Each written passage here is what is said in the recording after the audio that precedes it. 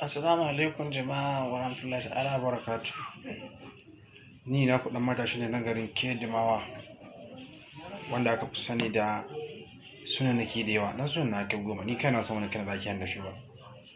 Asalin sunan da shi ne Da'imu Hussein Adam, amma na kan fi amfani da Amir Hussein Adam da kuma Abban Amir SDY saboda kauna da amana da ke tsakani da masoyata.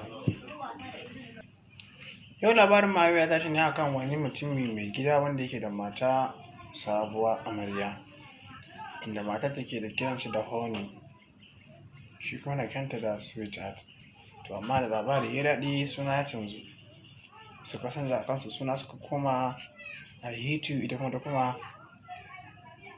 I hate you darling.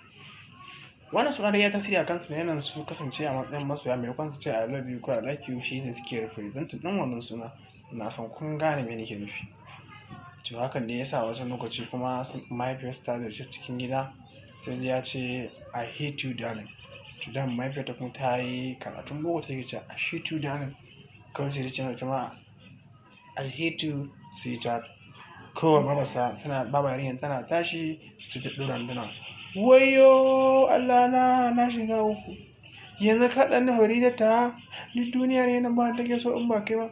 Kaga wannan ɗaya daga cikin cewa faɗin wannan kalma a tsakanin masoya kuskure, domin wasu ba su san me take nufi ba, su kuma sun sani. Saboda haka jama'a biyo ma na gaba ku yi mana subscribe a cikin channel ɗin mai suna Amir Hussein Adam.